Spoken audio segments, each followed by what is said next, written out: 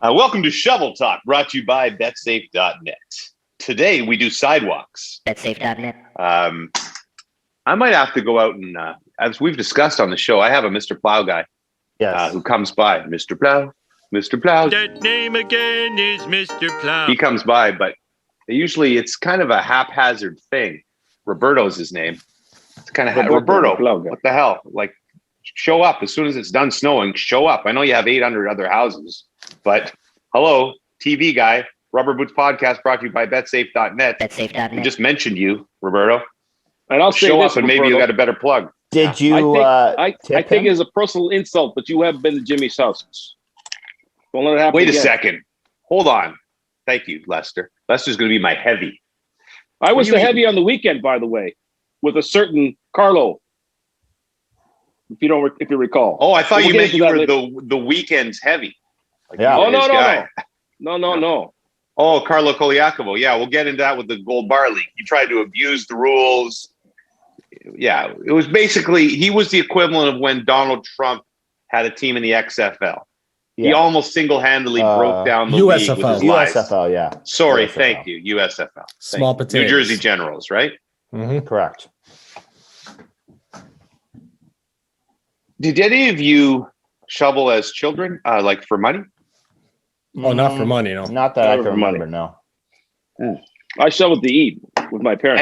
I had quite a little business going on. Valewood Crescent, Blackburn Hamlet, shout out. Puffy, did you say, did you tip? Am I supposed to tip the plow guy? Of course. You tip everyone. I had a plow guy once, I tipped him. You give him an envelope of money at Christmas, like everyone else. I don't even see plow guy. He doesn't like. He just he texts me. I send him money. Plow guy don't see you. That's why you're 800 on the list. Mm-hmm. Damn it. He'll be digging you out on Thursday. Yeah, he'll get there by April. Like who? Okay, I'm a very generous person. If I know that there's tipping, I will always tip. I'm a 20% tipper in restaurants all the time. To a fault sometimes, where if the service is bad, I still feel like I have to give 20%, which is wrong, but I do. I'll tip the paper boy. I tip the recycling guys and the garbage guys. I'll strap when I have like an extra big load and I feel like I've given them, because we got a lot of adults in this house. Yeah. And I'll like tape a $20 bill to the blue box. Hopefully nobody steals that. Yeah, that is the dumbest thing ever. Yeah. Let me know the next time you're dropping a big load. Well, we live at the end of the compound's at the end of a cul-de-sac. Nobody comes down here, so I figure it's safe. I have honest They neighbors. will now. Your neighbors are going to be dropping by. It's not like where you are, Puffy, where everything gets robbed. You got to lock the stuff down. It's the best, actually. But I don't know. They tipping the plow guy just seems excessive to me. Anyone that you want to do services for you quickly, you have to tip them. Yeah, but they come in the middle of the night half the time. What am I going to get out of bed right out in the snowstorm in my PJs to hand a 20 to the plow guy? Just tape it to the snow. Just leave a bunch of 20s in the pile. I could see. You know what I could see at some point in the year or at the end of the year, you say, "Hey, listen, thanks for a great year. Here's a little something extra." You know, that type of thing.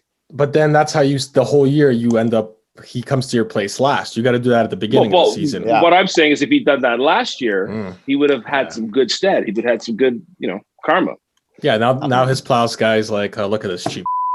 Yeah, I'm not doing his driveway. I'm sure if you said, "Hey, Roberto, I have something for you. Knock on my door next time," he would make a point of knocking on the door. I don't think Roberto is plowing my driveway. I think Roberto is like the Don of the plow guys. He's got about 12 trucks out there. So if I give the money to he's got something going on. He's also the landscaping guy. So yeah, but then he'll make sure the lawns that in the summer. He'll make sure that his guys are going to you first. I don't know. We have a cleaning lady that comes every 2 weeks. Okay, we've talked about that before. Yeah, and that's why I'm slowly learning Portuguese, because all they speak is Portuguese. And she has a helper. She's gone through about, I would say, in the 15 years that she's been with us, she's probably had 15 different helpers. So I think she's a tough boss. She just rolls through them. There's a new one every month. And we always tip her, obviously, particularly around Christmas. Mhm. But I'm always hesitant. Like, I have a feeling when we give her the big envelope of money that nothing's going to the assistant. And so, That's why she doesn't keep her staff out happy. that's right. And so I had to resort, I don't know if it was this year or last year, to where, I had to sneak around the house to get the assistant a loan in the basement. Sorry, that sounds Whoa. creepy. That's not creepy. And we just found our podcast title. And I said, hey, shh, here's 50. I'm sure there was no language barrier there. You tell no one about You're telling this. her to be quiet while you hand her money. Honestly, There could have been no miscommunication there. Wait, I hadn't You know done what? anything salacious. No. You're right though, Jimmy. That's exactly the way. Like when I sometimes have cleaning people in if things get a little bit out of hand for me. It hasn't been so bad obviously since I've been home lately. Well, no, not what. I'm just what? Those I know I crazy live alone, but rebounder parties. I should never have put that rebounder in the back. Damn it. No, but I usually tip them each, whatever. They're there together, but each of them get a little something, and that's it. So I hear you. Okay. Because you're right, they won't share it if you're not, depending on the tandem. You see, I'm never on the other end of tipping. So let's say my buddies from betsafe.net, Oren Mattia, I was just on with them. I did a little conference call. They're very happy with everything happening on the pod, except they want Lester fired. No, they're happy with the guys. Going to send us some merch so you can have your betsafe.net t-shirts and stuff. But let's say they said, Jimmy, we love what you're doing.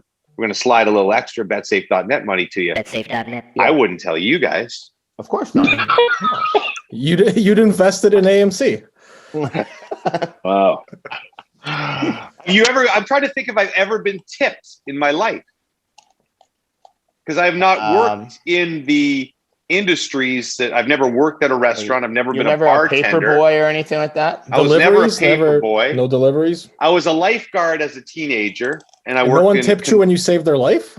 Yeah, did you save? How many lives did you save? Okay, I was a lifeguard at wading pools, so you didn't have to have your, it wasn't like Jimmy wasn't diving in the deep end. Hold on, you were a lifeguard and you never saved anyone. At wading pools, buddy. There's no you can't drown in a wading pool, really. I suppose you can. You can, but you can drown, but it'd be very difficult to do so. You'd have to be unconscious and then face down, I say, essentially. Yeah. No, I think I was a lifeguard at a real beach. At a real beach for one summer, but besides that, wading pools. Nobody ever tipped me there. I'm trying to think. At the beer store, I don't think I used to work at the beer store. Nobody tipped me there. Maybe somebody would throw me when they brought in their skunky empties. That was a horrible job, by the way. The beer store they'd bring in people would bring in empties that were from 10 years ago with little like mice inside them. But don't they get money for that? Yeah. Yes, they do. Yeah, but I'm just saying, if I said, okay, you get $27. Oh, give me 20, you keep your 7. But I don't think I ever got that. No. And even when they buy the beer, let's say, okay, 2-4 back then. This is how old I am. I remember a 2-4 was $14.10. Wow. 2-4. 24 Molson X, $14.10, please.